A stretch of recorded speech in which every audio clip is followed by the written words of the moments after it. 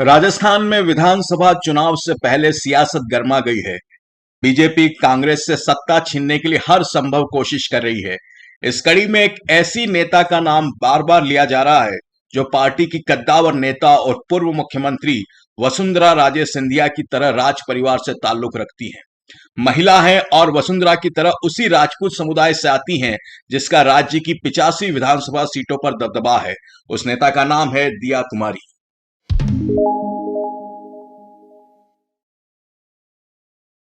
पिछले महीने जब प्रधानमंत्री नरेंद्र मोदी परिवर्तन संकल्प यात्रा के समापन कार्यक्रम में जयपुर पहुंचे, तब दिया कुमारी ही थी जिन्हें मंच पर समन्वय की जिम्मेदारी सौंपी गई थी। अमूमन प्रधानमंत्री मोदी की रैली और मंच से जुड़ी इतनी अहम जिम्मेदारी भाजपा किसी बड़े और अनुभवी नेता को ही सौंपती है। दिया कुमारी को इतना अहम जिम्मा मिलने के बाद राजनीतिक गलियारों में चर्चा छिड़ गई है कि क्या बीजेपी उन्हें वसुंधरा राजे सिंधिया के विकल्प के तौर पर तैयार कर रही है।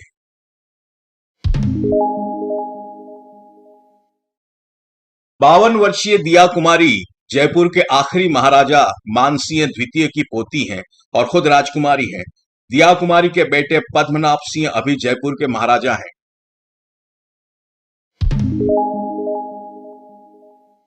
लंदन से फाइन आर्ट्स और डेकोरेटिव पेंटिंग में डिप्लोमा हासिल करने वाली दिया कुमारी की निजी जिंदगी पूरी फिल्मी है।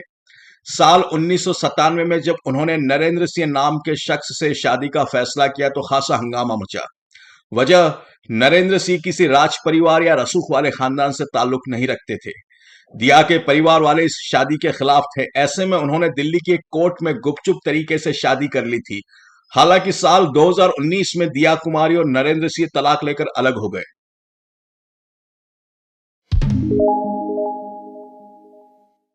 राजकुमारी दिया कुमारी 16 करोड़ से ज्यादा की संपत्ति की मालकिन है। साल 2019 के लोकसभा चुनाव के वक्त उन्होंने जो हलफनामा दिया था उसमें अपनी संपत्ति 16 करोड़ 59 लाख 84 हजार 623 रुपए बताई थी। दिया कुमारी जयगढ़ फोर्ट और अंबर फोर्ट की मालकिन है और 2 स्कूल भी चलाती हैं। इसके अलावा महाराजा सवाई मानसिंह द्वितीय म्यूजियम ट्रस्ट और जयपुर पब्लिक चैरिटेबल ट्रस्ट का संचालन भी करती है।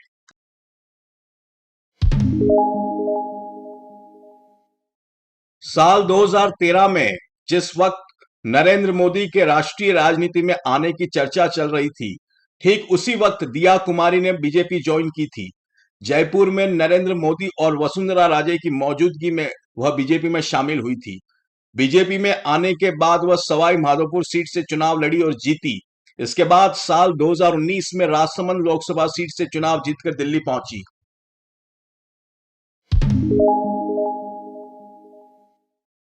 बीजेपी से जुड़े सूत्रों ने बताया कि दिया कुमारी राज्य के उन 8 सांसदों में शुमार हैं जिन्हें भाजपा विधानसभा चुनाव में उतार सकती है।